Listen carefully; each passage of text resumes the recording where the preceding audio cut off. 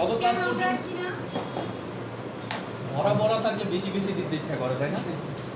খালি খালি থাকলে মনে হয় যে দূর।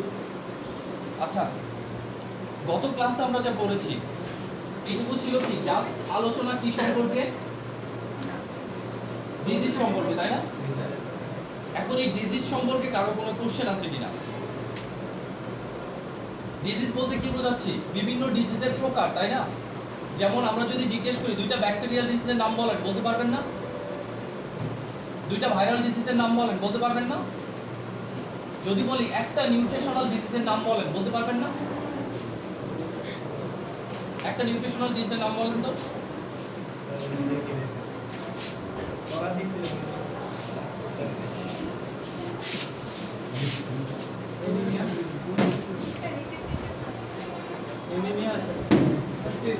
রিটেক মানে পুনরায় দিবেন, এই পরীক্ষাটা পুনরায় দিতে হবে আপনাকে ফুলটা।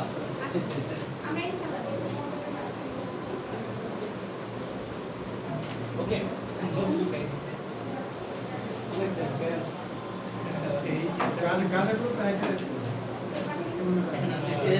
আমরা তো তখন একটু শুরু করি, দেখেন কথা বলা যাবে না। তাহলে ডিজিজটা আমাদের শেষ। আজকে আমরা একেবারে নতুন একটা টপিকস পড়বো, যেটা কি যেখান থেকে অনেক ডিজিজ তৈরি হবে। এমন একটা টপিকস পড়বো যেটা থেকে কি অনেকগুলো ডিজিজ তৈরি হবে এবং এই ডিজিজগুলোর লক্ষণ একই থাকবে। ঠিক আছে, আজকে এমন একটা জিনিস পড়বো সেটা থেকে কি অনেকগুলো ডিজিজ তৈরি হবে। জিনিসটার নাম কি? ইনফ্লামেশন। কি নাম?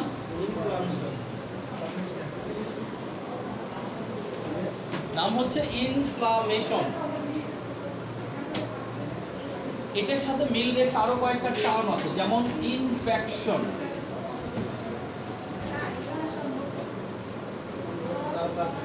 ইনফ্রাকশন, আরেকটা হচ্ছে ইনফাস্টেশন। হ্যাঁ, প্রথমটা ইনফ্লামেশন। হ্যাঁ, ইনফ্লামেশনে ডাবল এম না?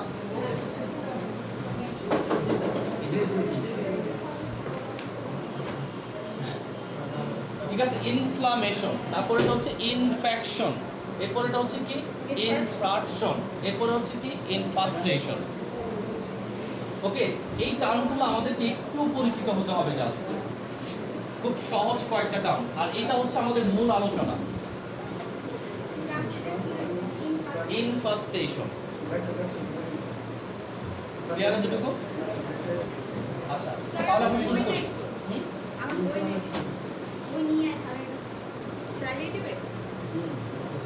জাম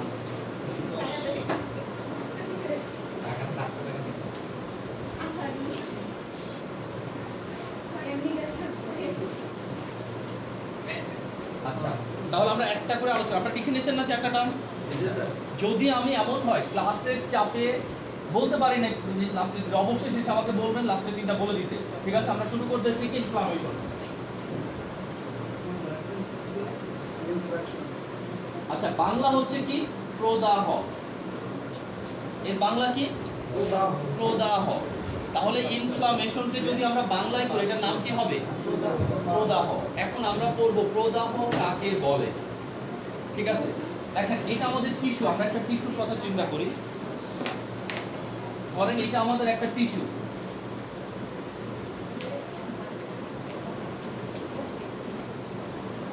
মিম বলেন টিস্যু কাকে বলে? What is tissue? Tissue. Tissue. Sir আপনি বলেন টিস্যু বলেন যে এই যে স্যার আপনার হাতে যেটা, তাই না? আমার হাতে যেটা এটা তো টিস্যু। কয়েকদিন একত্রিত হয়ে যাবে নির্দিষ্ট কাজ সম্পন্ন করে তখন তাহলে বলতে চাইছিলাম। ওকে, তাহলে আমরা সহজভাবে কি বলতে পারি? টিস্যু হচ্ছে একদল কোষ, তাই না? যারা একই রকম দেখতে, সমগোত্রীয় এবং সকলে মিলে কি একই কাজ সম্পাদন করে। এখন চিন্তা করুন, এটা যদি একটা টিস্যু হয়, টিস্যুর ভিতরে যদি কোনো টিস্যু দিয়ে আমাদের অর্গান তৈরি, যেমন আমাদের স্কিন কি অনেকগুলো টিস্যু দিয়ে তৈরি না? এখন কথা হচ্ছে যদি আমার কেটে যায় তাহলে কি কেটে যাবে? টিস্যু কেটে যাবে। টিস্যু কেটে গেলে কি কেটে যাবে? সেল কেটে যাবে। তার মানে কতগুলা সেল কি হবে? ইনজুর হবে, তাই না? তাহলে আমরা যে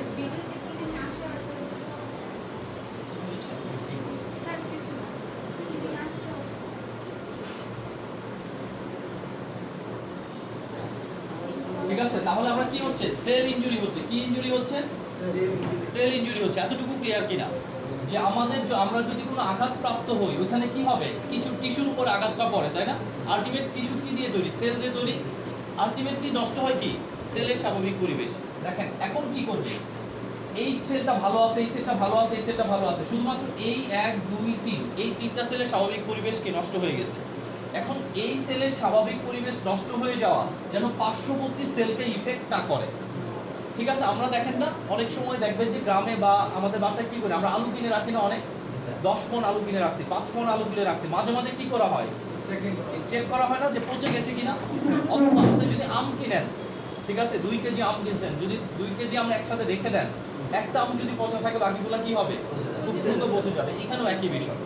এই সেলটা যে নষ্ট হয়ে গেছে, এই সেলের স্বাভাবিক পরিবেশটা নষ্ট হয়ে যাওয়া, এটা যেন এটার উপর ইফেক্ট না করতে পারে, সেই জন্য আমার বডির কি করবে? ইমিউন সিস্টেম আছে না আমার বডিতে, আমার বডির যে ইমিউন সিস্টেম, প্রতিরক্ষা ব্যবস্থা, এই চারদিকে কি করবে? একটা বর্ডার লাইন এঁকে দিবে।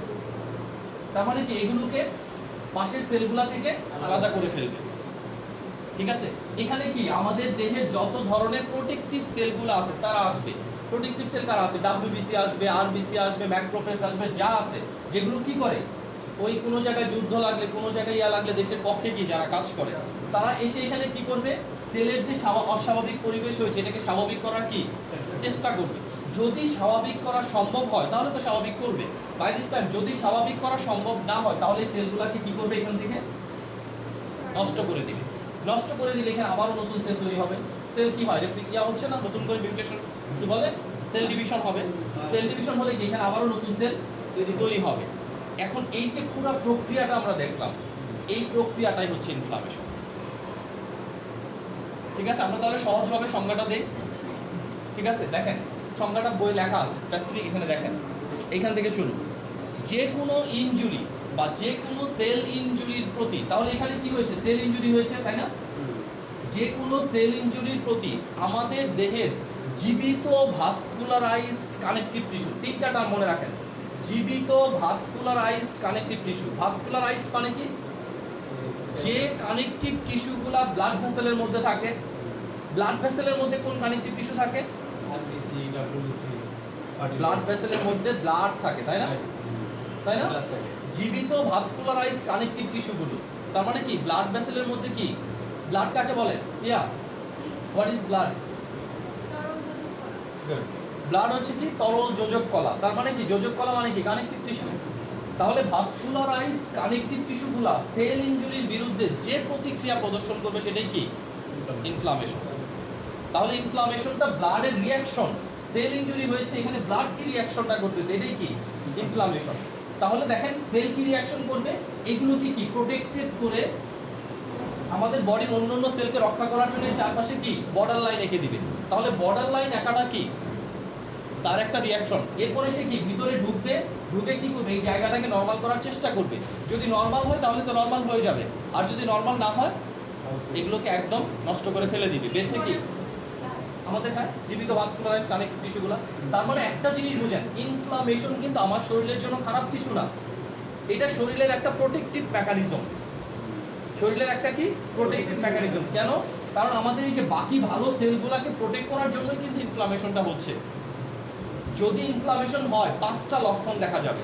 যেখানে ইনফ্লামেশন হবে কার্ডিনাল সাইন কয়টা হবে? 5টা। কি কি হবে? এক নম্বর দেখেন, জায়গাটা কি হবে? লাল হয়ে যাবে। কেন লাল হবে? হ্যাঁ, এখানে প্রচুর আরবিসি আসবে, ডাব্লিউবিসি আসবে, তাদের কারণে কি হবে? জায়গাটা লাল হয়ে যাবে। আমি মাথায় ঠাস করে এখানে একটা বাড়ি খেলাম, কিছুক্ষণের মধ্যে এখানে কি লাল হয়ে যাবে। কাউকে আপনি সজোরে কি চপের আঘাত করেছেন, কি হবে? হাতের দাগ বসে যাবে, জায়গাটা কি লাল হয়ে যাবে। তার মানে কি ইনফ্লামেশন। তবে এটা কি রিভার্সেবল না? কিছুক্ষণ পরে আবার কিন্তু জায়গাটা কি নরমাল হয়ে যাবে। বাট সব কিছু কি রিভার্সেবল হবে? পুড়ে গেছে, রিভার্সেবল না এটা। এখন আমরা কি বললাম? তাহলে প্রথম জিনিস জায়গাটা লাল হয়ে যাবে। কিসের জন্য? প্রচুর আরবিসি আসবে। আর আরবিসি সহ অন্য অন্য ফ্লুইড যখন এখানে আসবে জায়গাটা কি হয়ে যাবে? ফুলে যাবে। ঠিক আছে, সুয়েল হবে, সোয়েলিং। তাহলে রেডনেস একটা, সোয়েলিং একটা, দুইটা বৈশিষ্ট্য কিন্তু আমরা এখানেই বুঝবো। আমি যদি এখানে মাথায় ব্যথা পাই কি হবে? একটা বল হয়ে যাবে। এই বলটা কেন হচ্ছে? Due to inflammation. ব্যথা করবে না? ব্যথাটা কেন করতেছে? তাহলে এটাও একটা কি? ইনফ্লামেশন লক্ষণ, পেইন। এখন আমরা বুঝি, তার মানে আপনার শরীরে যেখানেই পেইন হোক, পেটে ব্যথা হচ্ছে, পিঠে ব্যথা হচ্ছে, কোমরে ব্যথা হচ্ছে, মাথায় ব্যথা হচ্ছে, যে ব্যথাই হোক, ব্যথার সাথে সরাসরি কে জড়িত? ইনফ্লামেশন জড়িত। তার মানে ব্যথাটা সরাসরি ইনফ্লামেশনের কি? Cardinal sign. আরেকটা হচ্ছে কি? হিট, জায়গাটা গরম হয়ে যাবে। ঠিক আছে, যে জায়গায় ব্যথা পাইছে এই জায়গার টেম্পারেচার পাশের জায়গার টেম্পারেচার চেয়ে অনেক বেশি থাকবে। লাস্ট এন্ড লিস্ট, ঠিক আছে, কি হবে? এই যে পেইন তো বললাম, ঠিক আছে, এই জায়গাটা কি করবে? এই সেলগুলা কিছুক্ষণ আগে যে কাজগুলা করতো এখন আর সেই কাজগুলা সে করতে পারবে না। তারা কি? সাসপেন্ডেড পুলিশ অফিসার, তাই না? ঠিক আছে, তারা কি পুলিশ হিসেবে আছে যদি স্বাভাবিক অবস্থায় কি ফেরত আসে, কিন্তু যদি ফেরত না আসে তাহলে এগুলো কি শেষ। ওকে, তাহলে আমরা দেখতেছি ইনফ্লামেশন কাকে বলে। প্রথমে কাকে বলে? ইনফ্লামেশন হওয়ার পূর্ব শর্ত কি? Sell injury. ইনফ্লামেশন কখনো সেল ইনজুরি ছাড়া হবে না, দেখবেন। আচ্ছা, পরে এক্সাম্পলগুলো দেই। আমরা যদি বলি যে কোনো সেল ইনজুরি যে কোনো কারণে হোক, সেল ইনজুরি হওয়ার সাথে সাথে আমাদের ব্লাডগুলা কি করবে? যেখানে সেল ইনজুরি হচ্ছে ওখানে একটা কি প্রোটেক্টিভ ব্যবস্থা তৈরি করবে। এই প্রোটেক্টিভ ব্যবস্থাটার নাম কি হবে? ইনফ্লামেশন। যেখানে ইনফ্লামেশন হবে সেখানে 5টা লক্ষণ, 4টা লক্ষণ প্রকাশ পাবে। আর একটা লক্ষণ আমরা বুঝে নিব। কি কি লক্ষণ প্রকাশ পাবে? 1 নাম্বার, জায়গাটা লাল হবে, জায়গাটা গরম হবে, জায়গাটা ফুলে যাবে, জায়গাটাতে ব্যথা থাকবে। এখন মেজর দুইটা জিনিস দেখেন, গরম হওয়া, ব্যথা হওয়া, এই দুইটা জিনিস মেজর। কারণ কি? ধরেন আমার ইন্টেস্টাইনের ভিতরে কি হয়েছে? ইনফ্লামেশন হয়েছে। এখন ইন্টেস্টাইনে যদি ইনফ্লামেশন হয়, এই লাল হওয়াটাকে আমি দেখবো চামড়ার উপর দিয়ে? চামড়ার উপর দিয়ে কিন্তু আমি বুঝবো না জায়গাটা লাল হয়েছে কিনা, কিন্তু জায়গাটা অবশ্যই লাল হবে। ওকে, জায়গাটা ফুলেও যাবে, বাট চামড়ার উপর দিয়ে আমি বুঝবো না যে পর্যন্ত আল্ট্রাসোনোগ্রাম আমি না করবো। বাট আমি দুইটা জিনিস খুব ভালোভাবে বুঝবো, একটা হচ্ছে গরম হওয়া, একটা হচ্ছে কি ফুলে পেইন হওয়া। গরম হওয়াটা কেন বুঝবো? যতগুলা জ্বর আসতেছে আমার শরীরে, কি ফিভার, প্রত্যেকটা ফিভার কিন্তু কি ইনফেকশন, ইনফ্লামেশনেরই কি বহিঃপ্রকাশ।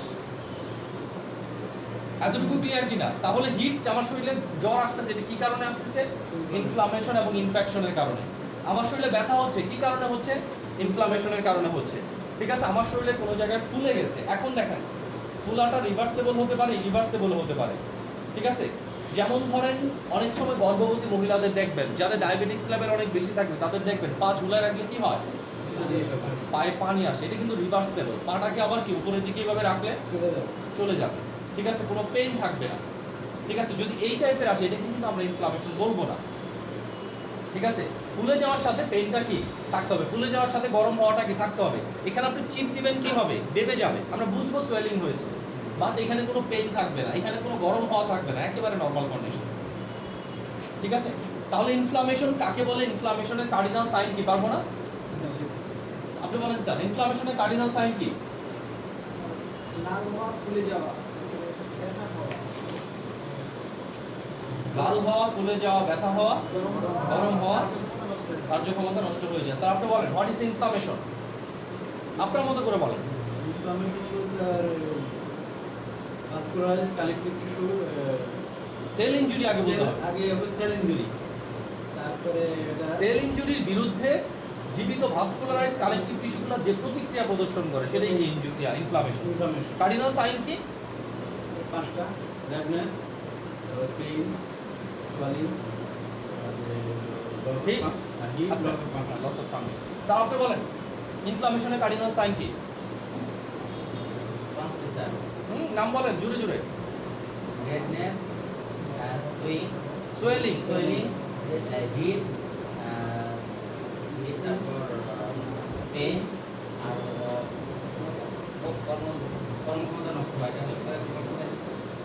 সহজভাবে মনে রাখেন, আমার কি মুখস্থ থাকার কোনো দরকার নাই, ইংরেজিতে বলারও কোনো দরকার নাই। আপনি বুঝছেন কিনা এটা আমার জন্য ইম্পর্টেন্ট। আপনি বলেন লাল হয়ে যাবে, ফুলে যাবে, ব্যথা হবে, গরম হবে, কি ফাংশনলেস হয়ে যাবে। ওকে, তাহলে আমরা এখন দুইটা জিনিস দেখব।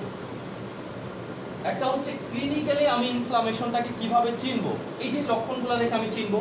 আরেকটা হচ্ছে বিভিন্ন বইয়ের খাতায়, প্রেসক্রিপশনে বিভিন্ন কি লেখা দেখে আমি কিভাবে বুঝবো এটা একটা ইনফ্লামেশনের নাম। ঠিক আছে, কিভাবে বুঝবো? আমরা এনজাইম পড়ছিলাম, আপনাদের মনে আছে? যে কোনো জিনিসের নামের শেষে যদি ASE এই শব্দটা থাকে, এটার নাম কি হয়? এনজাইম। ITS থাকে। হ্যাঁ, তাহলে এনজাইম, দুইটা এনজাইমের নাম বলেন দেখি স্যার আপনি। এনজাইমের নাম বলেন প্রিয়া, দুইটা এনজাইমের নাম। Lipase, lactase. ঠিক আছে, ল্যাকটেসের কাজ কি? ল্যাকটেস হলো ফ্যাটি অ্যাসিডকে ব্যাক করে। ল্যাকটেস এখন না প্রিয়া বলেন ল্যাকটেসের কাজ কি? আচ্ছা, সমস্যা নেই। ল্যাকটেস, ল্যাকটোজেন দুধের সাথে সম্পর্ক। হ্যাঁ, সুদের সুদের। মিল্ক সুগারকে গ্লুকোজে পরিণত করে। রেনিন, মিল্ক প্রোটিনকে কি অ্যামাইনো অ্যাসিডে পরিণত করে। ওকে, তাহলে দেখেন প্রত্যেকটা নামের শেষে কি আছে? ASE আছে। ঠিক লাইক দ্যাট এরকম আরেকটা সাফিক্স আমরা পড়ব, ITIS, একে বাংলায় বলে আইটিস। যখনই আইটিস পাবো তখনই বুঝবো এটা ইনফ্লামেশন। তাহলে নামের শেষে দেখেন, আমরা যদি আমরা বলি না এই শব্দগুলো আমাদের পরিচিত, হেপাটাইটিস, এটা কি? ITIS, তাহলে এটা ইনফ্লামেশন অফ লিভার। হেপাটিক সেলের ইনফ্লামেশন, তার মানে কি inflammation of liver is called hepatitis. আমি যদি বলি APPENDICITS, অ্যাপেন্ডিসাইটিস, তাহলে ইনফ্লামেশন অফ অ্যাপেন্ডিক্স। অ্যাপেন্ডিক্সের ইনফ্লামেশনকে কি বলা হবে? অ্যাপেন্ডিসাইটিস। তাহলে এইখানে লক্ষণ কি কি থাকবে? ব্যথা থাকবে, থাকবে কিনা? গরম হয়ে থাকবে, ফুলে যেতে পারে, ভিতরটা কি অবশ্যই ফুলে যাবে, বাইরে থেকে দেখবো না আমরা, কিন্তু আমরা ব্যথাটা তো বুঝবো, প্রচন্ড রকমের কি হবে? পেইন হবে। তাহলে পেইনটা আমাকে বলে দিবে, হ্যাঁ অ্যাপেন্ডিক্স তো আলটিমেটলি ইনফ্লামেশন হলে ফুলেই যাবে, বাট এটাকে আমি দেখবো। ব্যথা জ্বর। হ্যাঁ, ব্যথা আর হালকা কি জ্বর হওয়াটা বুঝবো। তো ব্যথাটা এখানে মেইন ইতিহাস। প্রচন্ড ব্যথা। ওকে, আচ্ছা, ওই পাঁচটা লক্ষণের ভিতর মিনিমাম একটা বা দুইটা লক্ষণ কি থাকবে। তাহলে আমরা কি অ্যাপেন্ডিসাইটিস পেলাম। এখন আমি যদি বলি কোলাইটিস, হ্যাঁ কোলন মানে বৃহদান্ত্র। আমরা পড়ছি না ascending colon, transverse colon, descending colon, পড়ছেন এগুলো? চারটা কোলন পড়ছি আমরা, তাই না? সিকামের পর থেকে কি সবগুলা কোলন, রেকটামের আগ পর্যন্ত। তাহলে এই কোলনে যদি কোনো ইনফ্লামেশন হয়, নাম কি হবে? কোলাইটিস। আমরা কিন্তু বলছি ফার্স্ট সেমিস্টার ছাড়া সেকেন্ড সেমিস্টার একটু রান করা যাবে না, কারণ আমরা যে জিনিসগুলো পড়ে আসছি ওগুলোরই ডিজিজ এখন আমরা পড়বো। ঠিক আছে, সেকেন্ড সেমিস্টারে পড়া যদি না পারেন হয়তো কিছু বলবো না, বাট ফার্স্ট সেমিস্টারে পড়া যদি না পারেন ধরে ধরে দাঁড় করায় রাখবো। ফার্স্ট সেমিস্টারে পড়া তো পারতে হবে। এখন তোমা অসুস্থ, আমার খ্যাতি দিলাম বানাবি পাঁচটি আসে অনেক কিছু। আমি তো জানি না যে আমি সেকেন্ড গেছি, আমি তো বাড়িতে চলে গেছি। মিষ্টি বিকাশ করে দিবে। আচ্ছা, সমস্যা নাই, মিষ্টি না খেলে পরের বার ফার্স্ট হবেন না, ঠিক আছে, বা সেকেন্ড হবেন না। কারণ কি এদের জন্যই তো হইছেন, এরা থার্ড হইছে বা ফিফথ হইছে দেখে আপনি ফার্স্ট হইছেন বা সেকেন্ড হইছেন, তাই না? সো এদের দোয়া নিতে হবে সবার আগে যে ভাই তোমাদের জন্য আমি ফার্স্ট হইছি।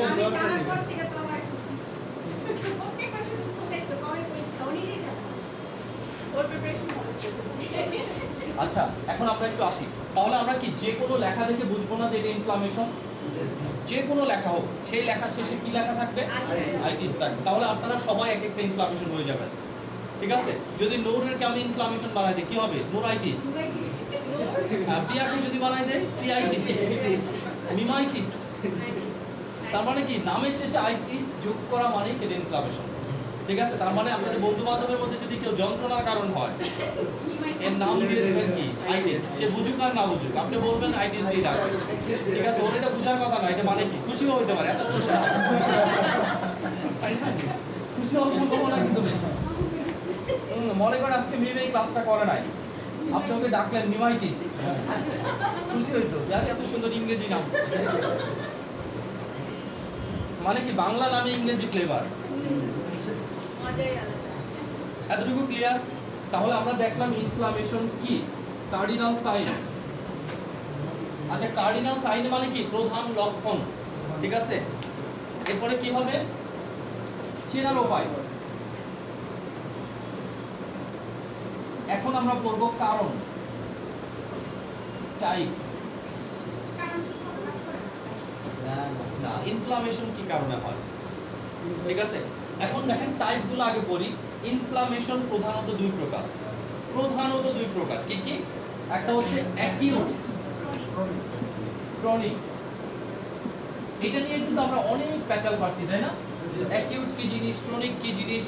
নাম দুটো থাকা মানে রোগের বৈশিষ্ট্য কি সম্পূর্ণভাবে বিপরীতমুখী, ঠিক আছে। যখনই আমি বলবো ক্রনিক ইনফ্লামেশন তার মানে কি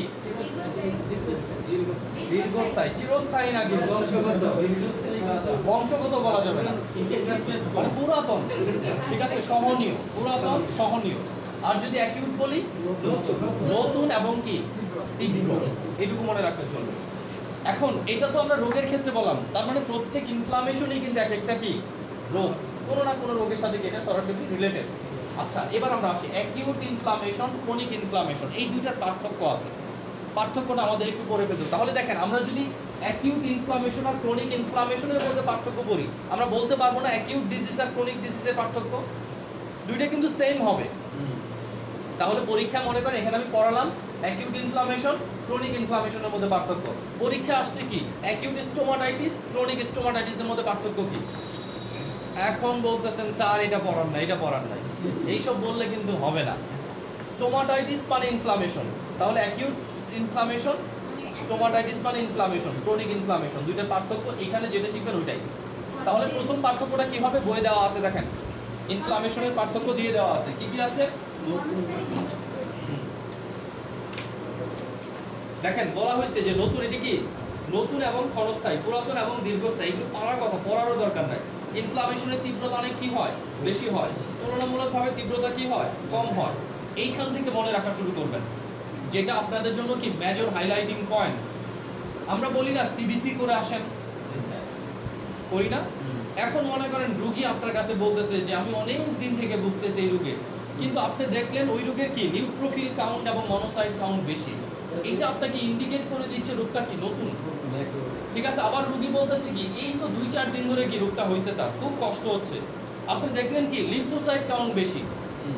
লিম্ফোসাইট কাউন্ট যখন বেশি দেখবেন তখন মনে হবে কি এটা পুরাতন রোগ। দেখেন আমরা যখন সিবিসি টেস্টে এমনি এমনি কিন্তু দেই না, সিবিসি টেস্টের রিপোর্ট এমন একটা রিপোর্ট, যে রিপোর্ট হয়তো আপনাকে কি কোন রোগ সম্পর্কে ডাইরেক্টলি বলবে না এই রোগ হয়েছে, বাট প্রত্যেকটা রোগের একটা গাইডলাইন দিবে যেটা এই টাইপের রোগ। হ্যাঁ এখানে বলছে পার্থক্য আকারে বলছে, কি বলছে দেখেন নিউট্রোফিল এবং মনোসাইট কি বেশি থাকে, নিউট্রোফিল এবং মনোসাইট কম থাকে, ঠিক আছে। এরপরটা দেখেন বাহ্যিক লক্ষণগুলো স্পষ্ট থাকবে, লাল হবে, ফুলে যাবে, ব্যথা হবে, এগুলো কি স্পষ্ট থাকবে। আর এখানে কি বলছে বাহ্যিক লক্ষণগুলো স্পষ্ট থাকবে না। পরে বলছে লিম্ফ্যাথেটিক ফ্লুইড বা রসিকা রস কি থাকবে বেশি থাকবে, মানে ফুলে যাবে বেশি এটা, ওকে। আরেকটা হচ্ছে লিম্ফ্যাথেটিক রস কম থাকবে। 6 নাম্বারটা লেখেন, 6 নাম্বারটা লেখেন। মিম বলেন ডব্লিউবিসি কত প্রকার, নাম কি? মিম, টিম আর জিম। না তাহলে ডব্লিউবিসি 3 প্রকার কি কি বলেন? সেই জন্য তো বলে দিলাম, এরপরে তো বললেন না। কি কি স্যার? মিম, টিম আর জিম। মিম টিম আছে। ডব্লিউবিসি কি কত প্রকার? 2 প্রকার। 2 প্রকার প্রধানত। কি কি? গ্রানুলোসাইট, গ্রানুলোসাইট কি কি আছে? Neutrophil, neutrophil, eosinophil, basophil. আর লিম্ফোসাইট, মনোসাইট হচ্ছে গ্রানুলোসাইট, ওকে। এখন কথা হচ্ছে এই যে লিম্ফোসাইট আর মনোসাইট, এইখানের লিম্ফোসাইট কাউন্টটা কি হবে? অ্যাকিউট ইনফ্লামেশনে কম হবে, ক্রনিক ইনফ্লামেশনে কি হবে বেশি হবে। তাহলে এটা লেখেন লিম্ফোসাইট, লিম্ফোসাইট এর পরিমাণ কম হবে, লিম্ফোসাইটের পরিমাণ বেশি হবে।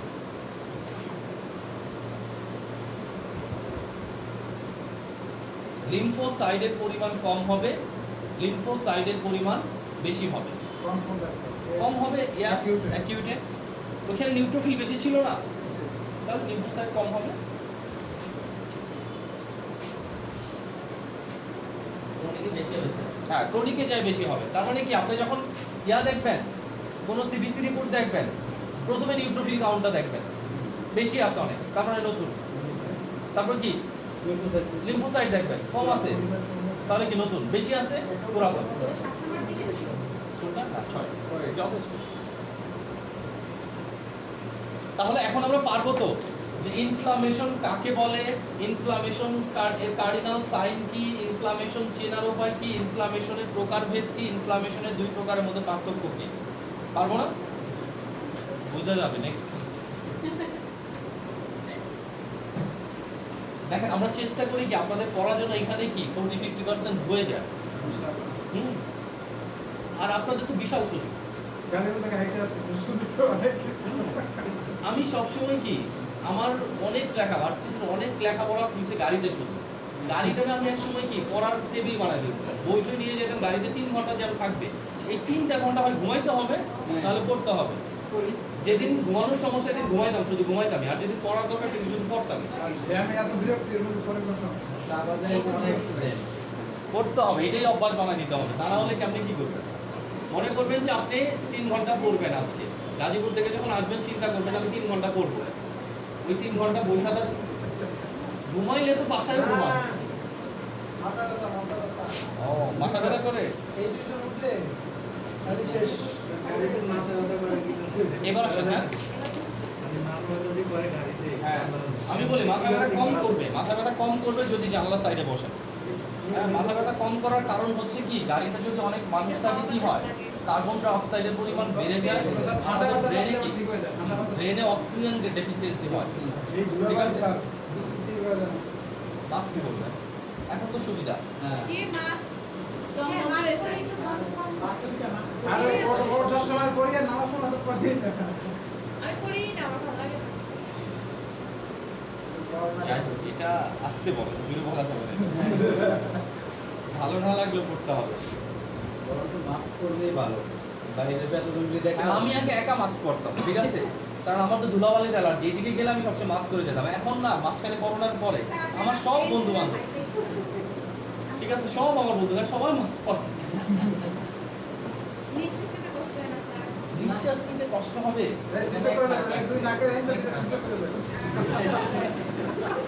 হ্যাঁ, বাঙালিরা কত ধরনের মাছ বের, মেয়েরা চুল দিয়ে মাছ পুলিশের সামনে। হ্যাঁ,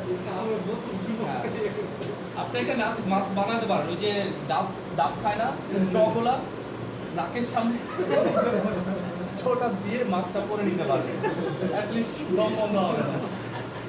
thank you for your suggestion.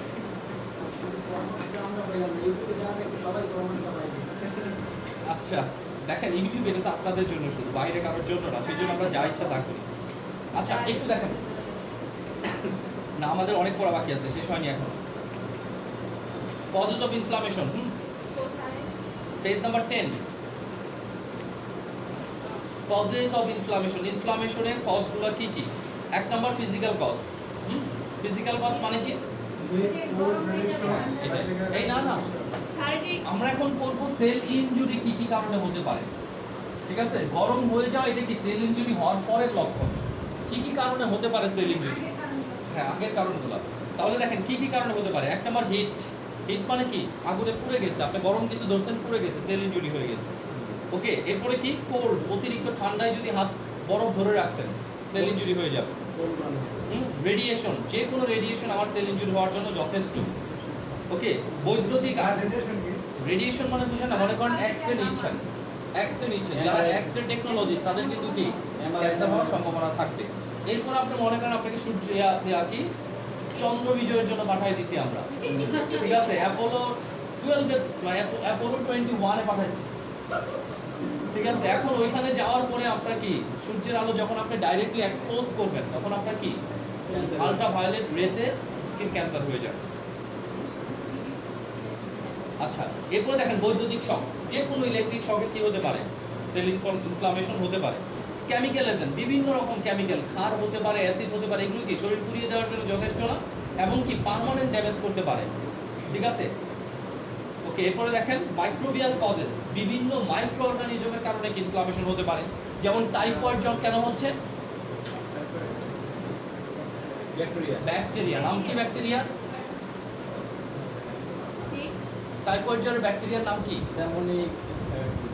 Salmonella typhi. প্যারাটাইফয়েডের জীবাণুর নাম কি? সালমোনিলা প্যারাটাইফি। যক্ষার জীবাণুর নাম কি? 10টা ইয়া পড়তে দিয়েছিলাম, 10টা আপনাকে দিয়েছিলাম।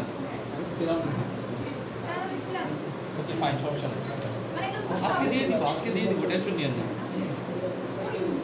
আচ্ছা, আরেকটা দেখেন অটো ইমিউনো ডিসঅর্ডার।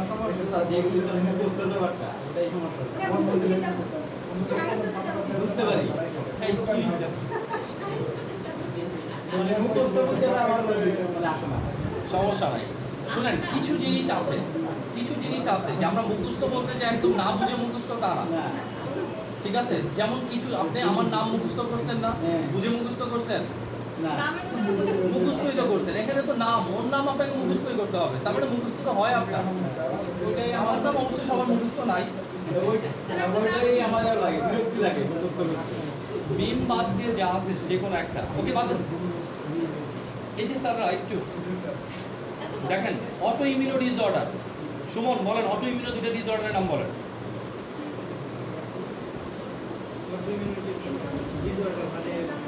ইমিউন সিস্টেমের হাইপার অ্যাক্টিভিটির কারণে যে রোগ হয়, নাম বলেন তো দুইটা। Rheumatoid arthritis, allergic rhinitis. যারা পড়াশোনা করতেছে দেখে মনে হয় না। আচ্ছা, তাহলে এই কজগুলো আমরা বলতে পারবো না? Physical cause, chemical cause, microbial cause, auto immuno cause. আরো বিভিন্ন কারণ, নিউট্রিশনাল কারণে কি ইনফ্লামেটরি ডিজিজ হতে পারে।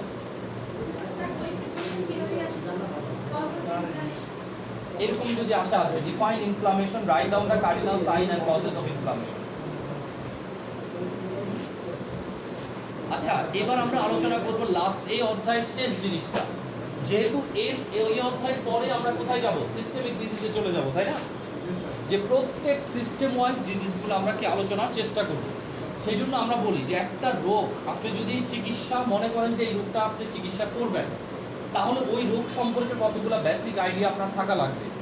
ঠিক আছে, কোন সব জিনিস জানার পরে একটা রোগ ট্রিটমেন্ট করার লিগ্যাল রাইট আপনি রাখেন, ওই জিনিসগুলো এখন আমি জাস্ট সিরিয়ালি একটু বলবো কি কি। তাহলে একটা রোগ যখন আমি করব, কি জানবো? প্রথমে আমি জানবো রোগটা কি, তারপরে রোগের ধরন কি, রোগটা কি, কোথায় হয়। 2 নম্বর কি রোগের ডেফিনেশন, 2 নম্বর কি রোগটা কোথায় হয়।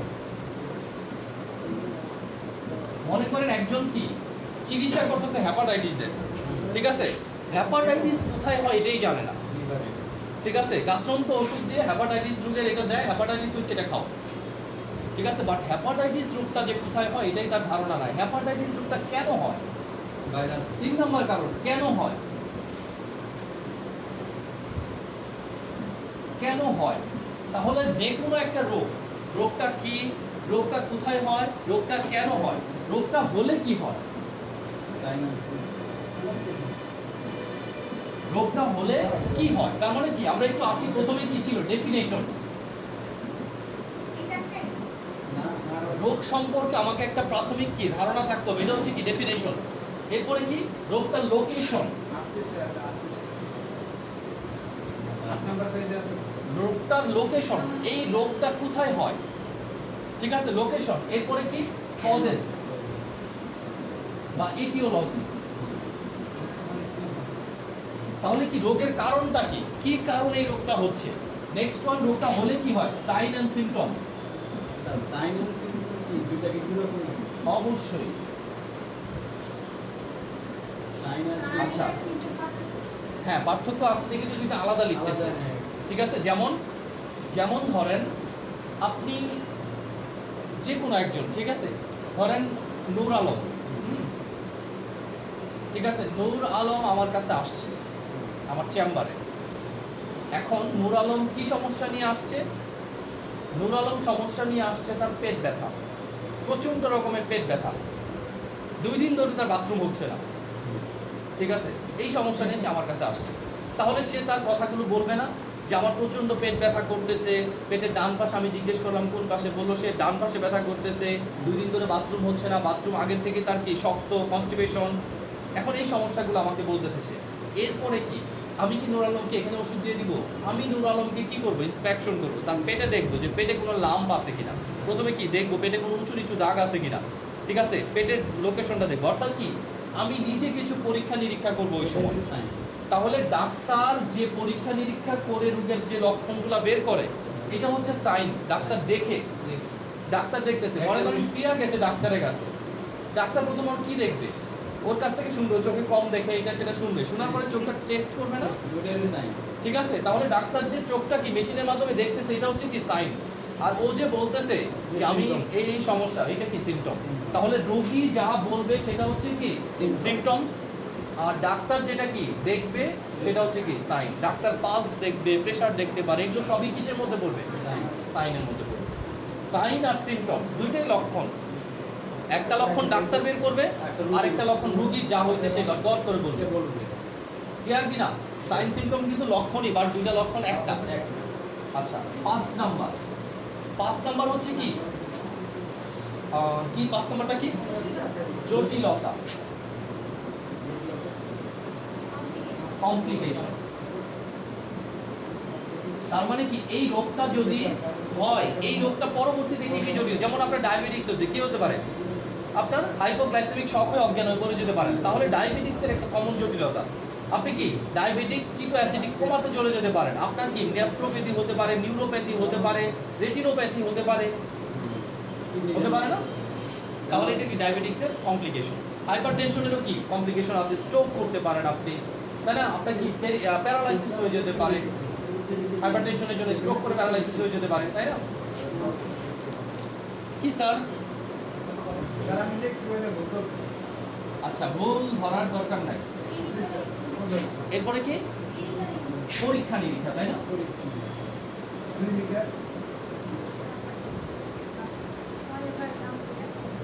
পরীক্ষা নিরীক্ষার নাম হচ্ছে ক্লিনিক্যাল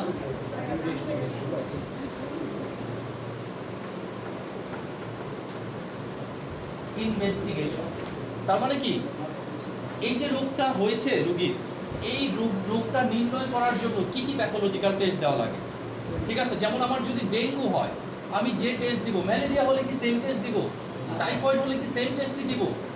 তাহলে ওই রোগটা ডিটেক্ট করার জন্য কি কি প্যাথোলজিক্যাল টেস্ট আমার দেওয়া, ঠিক আছে? ওই টেস্টগুলো কি আলটিমেট আমাকে জানতে হবে। হ্যাঁ, আচ্ছা, ক্লিয়ার এতটুকু? তারপরে কি আছে লাস্ট ওয়ান? লাস্ট ওয়ান কি, রোগের চিকিৎসা।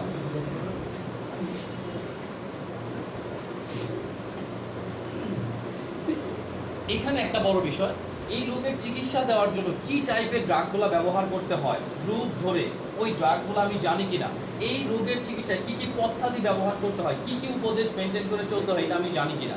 যদি এই 7টা জিনিস আমার জন্য ইয়েস হয়, তাহলে এই রোগের ট্রিটমেন্টের কি আমার লিগ্যাল কি আছে, রাইট আছে। তাছাড়া এই রোগের ট্রিটমেন্ট কি আমি করতে পারি, কিন্তু আমার কি লিগ্যাল রাইট নাই। যেমন আপনার কি অনেকেই দেখবেন যে টাইফয়েডের চিকিৎসা করতেছে, ম্যালেরিয়ার চিকিৎসা করতেছে, তাকে যে জিজ্ঞেস করেন ভাই টাইফয়েড কেন হয়, জ্বরের কারণে টাইফয়েড হয়। টাইফয়েডের কারণে জ্বর হয় না, জ্বরের কারণে কি হয়, টাইফয়েড হয়। আলটিমেট কি আপনার লিগ্যাল অথরিটিই না এই রোগের চিকিৎসা করার জন্য। তাহলে যে কোনো রোগ আমরা যখন করবো এইটার দিকে খেয়াল রেখে করবো। অ্যাজ ফর এক্সাম্পল একটা রোগের কথা আমরা বলি, যেমন ডেফিনেশন তো আপনি ইজিলি মনে রাখতে পারবেন, নামটাও ডেফিনেশন হতে পারে, তাই না? যেমন কি কলেরা, কলেরা সিম্পল একটা রোগ, আমার মনে হচ্ছে কি একেবারে সহজ রোগ, আমি মনে রাখবো, কিন্তু আমাকে এই পয়েন্টের বেসিসে মনে রাখতে হবে, ঠিক আছে? তাহলে রোগটা কি বলেন, কলেরা রোগটা কি? কলেরা একটা কি ইনফেকশিয়াস ডিজিজ, ঠিক আছে, যেটা কি খাবার এবং পানির মাধ্যমে কি হচ্ছে আমাদের শরীরে ব্যাকটেরিয়া। তাহলে কি কলেরা কোথায় হয়, ইন্টেস্টাইনে হয়, স্মল ইন্টেস্টাইন, লার্জ ইন্টেস্টাইন কি কলেরায় আক্রান্ত হচ্ছে। তারপরে কি হচ্ছে, কেন হয়, ভিব্রিও কলেরি নামক একটা ব্যাকটেরিয়ার কারণে কলেরা হচ্ছে, গ্রাম নেগেটিভ ব্যাকটেরিয়া। এরপরে কি হলে কি হয়, কলেরাতে কি হয়, একদম কি প্রচুর পরিমাণ পাতলা পায়খানা হবে, সেটা পায়খানা কালার কি হবে, চাল ধোয়া পানির মতো, তার সাথে কি হবে, বমি হবে। তাহলে স্টুল প্লাস বমি, ঠিক আছে, দ্রুত ডিহাইড্রেশন, ঠিক আছে, এটা কি কলেরার একটা লক্ষণ। মাসেল ক্যাম্প, মাসেল কি, হ্যাঁ এটা কি মানে মাসেল কি মানে ইয়া হয়ে যাবে, টান লাগবে, রং টান লাগার মতো অবস্থা হয়, এটা হবে কি লক্ষণ আমি জানি। এরপরে কি জটিলতা আমি জানি, কি জানি, যদি কলেরার চিকিৎসা না করা হয় সিভিয়ার ডিহাইড্রেশন হয়ে রোগী কি হার্ট ফেলার হয়ে মারাও যেতে পারে। রোগীর পরীক্ষা নিরীক্ষা আমি জানি, কলেরা স্টুল টেস্ট করলেও হয়, তারপরে কি স্টুল আরএবি করলেও কি কলেরা বের হবে, তারপরে স্ট্রিপ টেস্ট আছে একটা, সেটা করলেও কি কলেরা বের হবে। মূল কথা লক্ষণ দিয়ে বের করতে হবে, ব্লাড টেস্ট দিয়ে আছে কি স্টুল দিয়ে, ঠিক আছে, স্টুল টেস্ট করবো, ব্লাড টেস্ট মুখে করতে যাবো কি। যদি দেখি যে কলেরার জীবাণুটা কি, আমি যেটা সন্দেহ করছি যে সেটাই কি, লিখবো কি তাহলে? আমরা লিখবো আর এম ই অফ স্টুল, হ্যাঁ, আর এমনিতে কি হবে? রুটিন এন্ড মাইক্রোস্কোপিক এক্সামিনেশন, অথবা কি কলেরার ড্রিপ টেস্ট। দেখেন কলেরার টেস্টের লেখায় আছে কতগুলো টেস্ট, আমরা যখন পড়াবো একদম কি স্পেসিফিক করে বলেই দিব। পেজ নাম্বার দেখেন 23 পেজ, এই যে rapid dipstick test, determination vibrio cholera, CS of blood অ্যান্টিবায়োটিকের জন্য, ঠিক আছে, ব্লাডে সিএস করে নিতে পারি আমরা, স্টুল কালচার ফর বিব্রো কলেরা, ঠিক আছে। আসলে কি টেস্ট করার দরকার আছে? টেস্টগুলো শুধু আমি জেনে নিচ্ছি, কলেরা তো লক্ষণ দেখলে আমি বুঝবো যে কলেরা। মনে করেন একটা রোগীর কনস্টিপেশন হয়েছে, রোগীরে বলবেন ভাই আগে স্টুল টেস্ট করেন, স্টুল তো বেরিয়ে হয় না, বেরিয়ে মানে টেস্ট করবে বলছি। তার মানে কি কিছু কিছু রোগের লক্ষণ দেখেই রোগী বুঝতে হবে যে এটা এই সমস্যা হয়েছে। আবার কিছু রোগের কি লক্ষণ দেখে বোঝা যাবে না, ওইটাকে আমি কি টেস্টে পাঠাবো। রোগীর গ্যাস্ট্রিকের ব্যথা না অ্যানজাইনাল ব্যথা, এটা তো আমি লক্ষণ দেখে বের করতে পারি, এর জন্য কি আমার আলাদা টেস্ট করে দেওয়া লাগবে? রোগীর গ্যাস্ট্রিক আলসার না ডিউটেনাম আলসার, তো আমি লক্ষণ দেখে বুঝছি, এর জন্য আমার কি আবার এন্ডোস্কোপি করতে দেওয়া লাগে? তবে এই যে এন্ডোস্কোপিটা যে করে এটা কিন্তু আমার জানা থাকা লাগবে, এখানে যে এন্ডোস্কোপি করে এটা আমার জানা থাকা লাগবে, আমি দেই আর না দেই, যদি জানা না থাকে প্রবলেম। দুদিন আগে একটা ইয়াতে এই কলেরা লেখা আছে। আমি যদি দেই তাহলে ক্লিনিকের লাভ আছে ইনজেকশন আছে না, আর এই দুইটাতে ইনজেকশন করা হয়। এজন্য ওই ট্রান্সফিডিং ইনজেকশন আছে না, এই সামনে সামনে দিয়ে দিই। এই বিস্তারিত বলে দিই। সেগুলো সব দেখা লাগবে বুঝবেন, বুঝতে হবে, হ্যাঁ পরীক্ষা এগুলো সব দেখা লাগবে এগুলা। না না পরীক্ষা দেখা লাগবে দেখেন আমরা একটা কথা বলি যে আপনি যখন পড়তেছেন, পড়ার একটা স্টাইল, তাই না, এই পুরো পড়া আপনার কোনোদিনও কাজে লাগবে না, আপনার কাজে লাগবে নির্যাসটা, তাই না। আমরা মনে করি যখন পড়তেছি অনেকগুলা ভেষজ দিয়ে কাজ করতেছি, ঠিক আছে, পুরো ভেষজ আমি খাবো না, ঠিক আছে, রুগীকে খাওয়াবো না, রুগীকে খাওয়াবো ভেষজের নির্যাসটা, ছেঁচার পরে যেটা হবে ওইটা। তার মানে এখন আপনি এটা যদি না সংগ্রহ করেন ওইটুকু রস কি আসবে না, এইটুকু যদি আপনি না পড়েন ওইটুকু জ্ঞান কি ওই সময় আপনার হবে না। তার মানে কি আপনার দরকার জ্ঞানের নির্যাসটা, আর জ্ঞানের নির্যাসটা অর্জনের জন্য কি জ্ঞানটা অর্জন করতে হবে, সেই জন্য এত পড়া লাগে, না হলে তো হইতোই। মানুষ এমবিবিএস এত কষ্ট করে এতদিন পড়ে। এই যে দেখেন একজনের মনে করেন তার জ্বর আসছে, আপনি তো না আমি তো এই সার্ভিস নিয়ে আসছে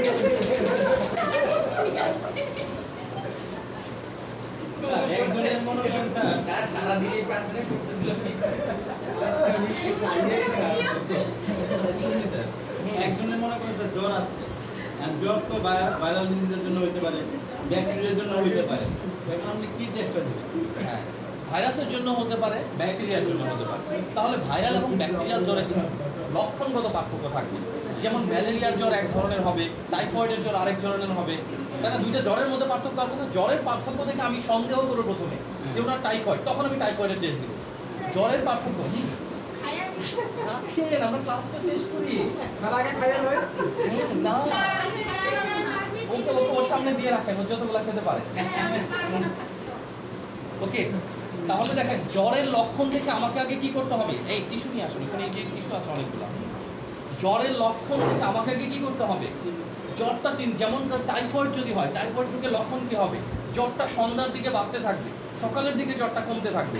যদি ডেঙ্গু হয় কি হবে, জ্বর থাকবে 103, 104, 5, তার সাথে মাসেলে প্রচুর ব্যথা হবে। যদি চিকনগুনিয়া হয় কি হবে, জ্বর থাকবে, টাইফয়েড সরি ডেঙ্গু জ্বরে মাথাও ব্যথা থাকতে পারে, আরে ব্যথা, জয়েন্ট ব্যথা, হ্যাঁ জয়েন্টে ব্যথা থাকবে তখন। তাহলে জ্বরের লক্ষণগুলো আলাদা আলাদা হচ্ছে না, যদি ম্যালেরিয়া হয়, ম্যালেরিয়াতে কি হবে? ম্যালেরিয়াতে প্রচন্ড কাঁপুনি দিয়ে জ্বর হবে, প্রচন্ড জ্বর হবে, জ্বর একেবারে কমে যাবে, 2 দিন পরে আবার জ্বর হবে। জ্বরের মধ্যেও অনেক difference। জি, তাহলে এই যে পার্থক্যগুলো, এই পার্থক্যগুলো দিয়ে আপনাকে প্রাথমিকভাবে ডিটেক্ট করতে হবে এটা ম্যালেরিয়া। এরপরে 100% নিশ্চিত হওয়ার জন্য আমি ম্যালেরিয়া টেস্ট দেবো। তখন কি লিখবো স্যার? ব্যাকটেরিয়ার জন্য হয়েছে মনে হয়। আর এই যে আপনি যদি মনে করেন টাইফয়েড সন্দেহ করছেন, তাহলে টাইফয়েডের নির্দিষ্ট টেস্ট আছে, উইডাল টেস্ট লিখবেন। মানে 2-3টা উইডাল টেস্ট লিখে টাইফয়েডে করবেন। ডেঙ্গুর জন্য কি লিখবেন? ঠিক আছে, অ্যান্টি ডেঙ্গু ইমিউনোগ্লোবুলিন জি, ইমিউনোগ্লোবুলিন এম লিখবেন। প্রত্যেক টেস্টই আছে, টেস্ট তো শিখবেনই। আমি ওইটাই প্রত্যেক রোগের টেস্ট আলাদা, কিন্তু প্রাথমিকভাবে তো রোগ চিনতে হবে। হ্যাঁ, চিনতে হবে। রোগ না চিনলে টেস্ট মনে করবেন করেন কিভাবে? স্যার, আমি সাসপেক্ট করে ধারণা বললাম যে তার এই ধরনের রোগটা হয়েছে। ওই রোগটার টেস্ট আছে আলাদা। ওই রোগটার টেস্ট আছে হ্যাঁ, আলাদা। ওই টেস্টগুলো তখন আপনাকে না, করতে আমি হবে। ওইটাই জানতে চাচ্ছি। ঠিক আছে, আমি চিন্তা করলাম যে হ্যাঁ ভাইরাল ডিজিজ, এটা ব্যাকটেরিয়াল ডিজিজ, এটা সবগুলোরই আলাদা আলাদা টেস্ট। ঠিক আছে, হেপাটাইটিস বি টেস্ট আলাদা, হেপাটাইটিস সি টেস্ট আলাদা, হেপাটাইটিস এ টেস্টও কি আলাদা। আপনাকে জানা থাকা লাগবে। স্যার এগুলো তো ল্যাব ছাড়া টেস্ট করা যাবে না। আপনি টেস্ট দিবেন, ল্যাবে করে দিবে, প্যাথোলজি যারা করে তারাই এটা করবে। আপনার করার কাজ না, আপনার রিপোর্টটা আমি বুঝার কাজ। দেখবো খালি হয়েছে। ঠিক আছে, এখন আপনার যোগ্যতা 2টা, ওর যোগ্যতা একটা। একটা। ওর যোগ্যতা হচ্ছে টেস্টটা অপারেট করে দিবে, আপনার যোগ্যতা 2টা। রোগ বুঝে টেস্ট দিতে হবে। হ্যাঁ। 2 নাম্বার টেস্টের রিপোর্টটাও বুঝতে হবে। শুধু ইচ্ছা মতো টেস্ট দিয়ে দিলেন, রোগী নিয়ে আসছে, হ্যাঁ হ্যাঁ হ্যাঁ ঠিক আছে, যা চলো চলুক, মনে হবে করেন না। সে ডিটেক্ট করে দিল এটা gram positive bacteria, gram negative bacteria. এখন আপনার বুঝতে হবে যে এটা গ্রাম পজিটিভ হলে কি দিতে হবে, গ্রাম নেগেটিভ হলে কি দিতে হবে। ঠিক আছে, আপনার যোগ্যতা বেশি স্যার, থাকতে হবে। এগুলো তো আমরা করবো। ওকে, আমার তো সব জায়গায় জটিল মনে হচ্ছে। আজকে যতটুকু পড়াইছি এতটুকু দেখেন, আজকে যতটুকু পড়াইছি এতটুকু ঢুকছে কিনা। 1 নাম্বার কি? ইনফ্লামেশন। 2 নাম্বার কি? একটা রোগ চিকিৎসা করার পূর্ব শর্ত কি কি জিনিস জানতে হবে। রোগের ডেফিনেশন জানতে হবে, location, causes, sign, symptom, complication, clinical investigation, treatment. এই প্যারামিটারগুলো আপনাকে অবশ্যই কি জানতে হবে। ওকে, তাহলে ক্লাস শেষ করে দিচ্ছি।